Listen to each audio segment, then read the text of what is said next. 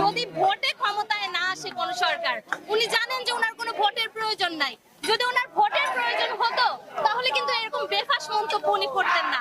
যেহেতু উনি জানেন ওনার ভোটের কোনোই প্রয়োজন নাই এবং উনি বিনা ভোটে বারবার ক্ষমতায় আসতে পারবেন এবং এরকম একটা প্রক্রিয়া দেশে উনি চালু করেছেন, সুতরাং ওনার জন্য এটা কোনো ব্যাপার না। 5টা লাশ পড়েছে, 10টা লাশ পড়েছে, আমি তো আমার সিংহাসনে আছি, এটা ওনার জন্য কোনো ব্যাপার না। আরেকটা ব্যাপার হচ্ছে ওনার আশেপাশে যে সুশীল সমাজ রয়েছে, সেলুট টু দেম।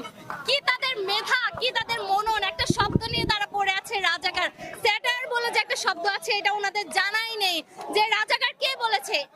পুরো ডায়লগটাও কিন্তু উনি শোনেন নাই যে তুমি কে আমি কে, রাজাকার রাজাকার কে বলেছে, কে বলেছে স্বৈরাচার স্বৈরাচার। ওই শব্দটার দিকে একটু ধ্যান দেন যে আপনাকে স্বৈরাচার কেন বলা হচ্ছে, কারণ আপনি বিনা ভোটে বারবার ক্ষমতায় এসে এরকম বেফাস মন্তব্য করে যাচ্ছেন একের পর এক। এবং আপনি দেখছেন যে আপনি ভারত যাচ্ছেন, চীন যাচ্ছেন, আপনি যুক্তরাষ্ট্রের সাথে তাল মিলিয়ে চলছেন। আপনি জানেন বহির্বিশ্ব আপনাকে